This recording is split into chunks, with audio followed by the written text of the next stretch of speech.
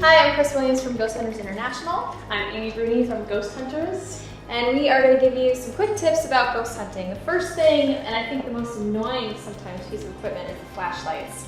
Now when you're using the flashlights, they're not used to blind each other. So you really want to keep the flashlights to the ground. They're only used for getting from one place to another. So the rest of the time you want to keep the lights off because you want your eyes to adjust to the room. You want your eyes to see the natural light in the room. So if there's any changes, you'll be able to notice it right away.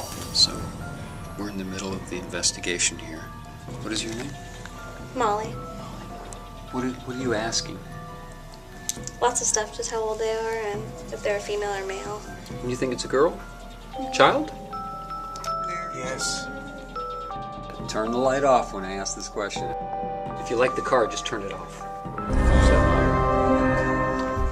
Speaking of flashes of light, when you're taking pictures, you want to let everybody know that you're about to take a picture by yelling out flash. That way nobody looks right at you and has a flash blind them. It's also very wise to take 2 or 3 pictures at once. That way, if an anomaly does show up in one of those pictures, you have a couple other pictures to compare it to. Another popular piece of equipment for us, and you know, I don't know an investigator that doesn't have one, is a recorder. Very basic tool, and probably my favorite piece of equipment. Some of the things that you can get off of it, the voices you can get off of it, are pretty crazy. The biggest thing you want to remember when you're running the recorder is to speak a bit louder than a whisper, because you don't want to confuse your own voice with a possible ghost.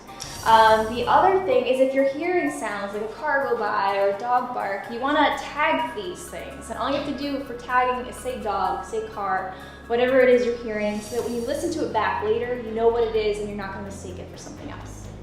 Now, something I'm sure many of you have seen us use is an EMF detector. In this case, this is a K2 meter, and you should have one with you right now. These come in handy, especially when people say that they're experiencing creepy feelings, feel like they're being watched. You know, many times it's not paranormal, it's having to do with high EMF levels. That's a common side effect of being exposed to EMF levels for extended periods of time. So if that plane is in the area, you want to do an EMF sweep is what we call it, and you just want to slowly run your EMF detector through that area and see if you get any spikes.